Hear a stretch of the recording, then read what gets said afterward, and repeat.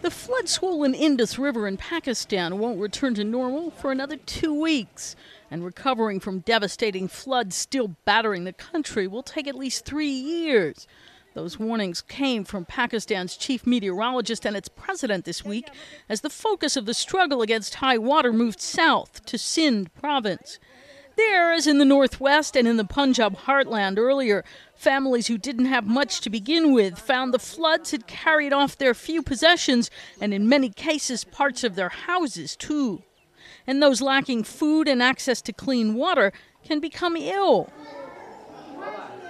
There haven't been any major disease outbreaks reported yet, but ailments are on the increase and aid agencies are becoming increasingly worried. In the SUKKUR region of Sindh, the civil hospital has seen many sick children. HAZOOR is the chief medical officer. In the last 3 days, the hospital has treated around 500 to 600 children. Most of them were suffering with gastrological problems and skin diseases. We're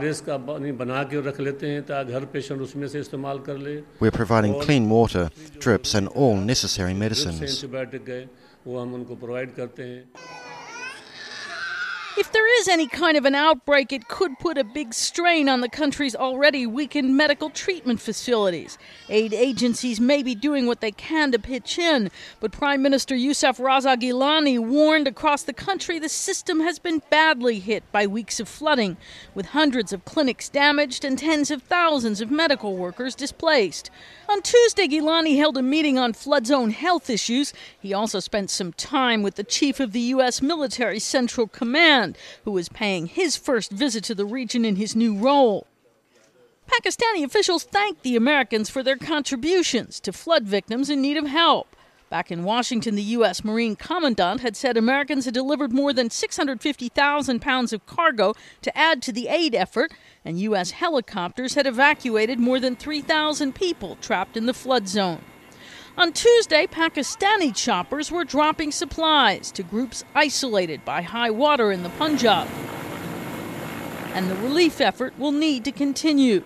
The aid group World Vision said it could be 3 months before some families are able to return to their homes.